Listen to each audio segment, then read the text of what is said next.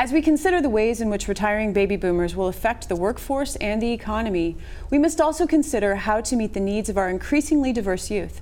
Joining me in the studio to provide his perspective on these changing demographics is Senator John Hoffman of Champlin. Welcome, Senator. Hey, thanks for having me here. It's good to be here. The state demographer is talking about a tighter workforce.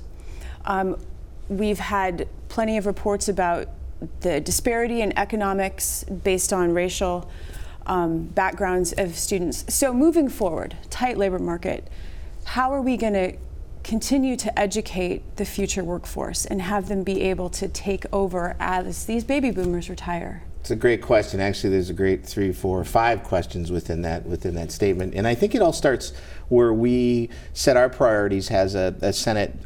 Democrat senators set the priorities early on in 2013 with all-day, everyday kindergarten, which the whole state, the governor signed into law, and the discussion about the early childhood world, especially the preschool conversation, and allowing the kindergarten ready. Kindergarten ready, Yeah. because the folks were saying in elementary that we got youth coming through kindergarten that aren't even ready to learn to read. And you know, when you're looking at benchmarks that need to be set, whether it be reading or math, having an investment in all-day, everyday kindergarten, we saw after the first year, the benchmarks in first, second, and third grade within districts start to move, regardless of the factor of the economic disparity or not, that these kiddos were ready to go. So you started to see that achievement gap starting to close right away where they were moving benchmarks. That's huge. There's still folks, based upon, if you look at the income disparity that's there, income is a huge factor when it comes to leveling the playing field. And you got a youth that's coming in that still isn't ready for kindergarten or ready for first, second, and third grade. You know that if they're not with their peers moving in the succession that needs to be, by the time they graduate or don't graduate, they're not going to be ready for work, they're not going to be ready for school, they're not going to be ready for taking on the next step. I believe our investments are starting to pay off, and you're going to see the long-term investment pay off. Our priorities as the Senate, DFL, and as the governor has stated, were to get those investments on early. And you start to see, like for example, I served on the Anoka School Board for 8 years, the last 3 as its vice chair, and we saw demographic change. When I first started, you know, the free and reduced population was right around wavering at 20%. I think when I left, it had almost doubled. Those numbers had almost doubled. And yet we started to close the achievement gap to 11% because we were starting to focus on, and I could talk a little bit more about compensatory education because that does level the playing field when you don't just look at concentration of poverty. But I'm going to go back to what I said earlier. If you're going to look at long-term solutions, you got to start early, and that starts before kindergarten. That starts at the preschool level and assuring that we got a level playing field for everyone. I just want to go a slightly different direction for a minute. English language learners. There's a growing population of children for whom English is not their first language.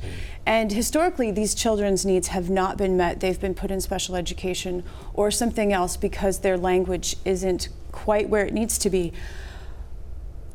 Are there some different strategies that we should consider for getting these kids language ready for the expectations so that they can learn and learn English at the same time? Yeah, and you know, first of all, there is a concern out there. I've talked to parents who said that their children, you know, when their English isn't their first language, there's a myth or an assumption that says, oh, well, maybe they're behind their peers. What do we know about special education services? First of all, it's not a placement, it's not a child, it's not a program, it is a service. Special education and or related services is what the federal law has said to states you need to provide children and youth with disabilities who according to their unique and individualized needs and how it relates to their education, especially that standard piece of it, right? That we're getting them the extra help and services they need. Well, the only way to get to that is if you're doing a true evaluation. So if our means testing on a child isn't related to their home language or whatever their first language is, you're going to have some discrepancies in that. And it goes back to when Head Start started to do some standardized testing without regard to somebody's background or where they're from, who they are, examples, then you're not going to get a level playing field or a good snapshot of what their unique needs are. And so first of all, I think it's got to tie back to how are we evaluating the individual to determine whether or not they qualify or benefit for special education or related services, number one. Number two, why are we doing that? Why are we seeing those youth that might come in with their English as a second language, ESL, going into the special education services world. Well, if that's the case, then let's back that up and say our investment needs to be on qualified teachers or qualified help that are going to understand the unique needs of that child, where they're from as far as a family, whether they be right here, fresh. And here's the thing I like about Minnesota in Article 13 of our state constitution. I just arrived from Bolivia, or I just arrived from Russia, or I just arrived from wherever I come, right? Guess what I get to do in Minnesota the next day? I have a right to a free public education. Isn't that huge? That's why Minnesota ranks #1 in so many categories when it comes to education.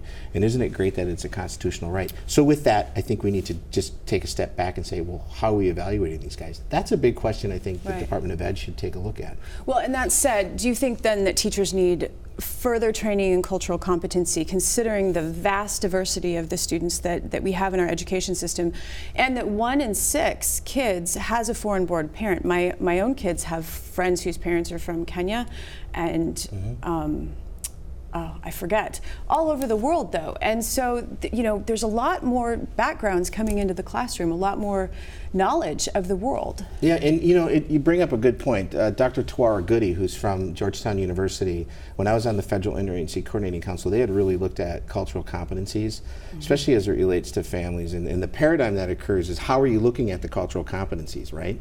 It's one thing to say it, but it's another thing to really understand it. She's got some great work out there, especially when you're talking about kids that might have English second language and kids with disabilities, when it comes to how is that all interrelated. She's a wonderful researcher, a wonderful opportunity for people to look at the work that she's done there and apply it to the state. And I know she's been to Minnesota a few times with the Department of Public Health.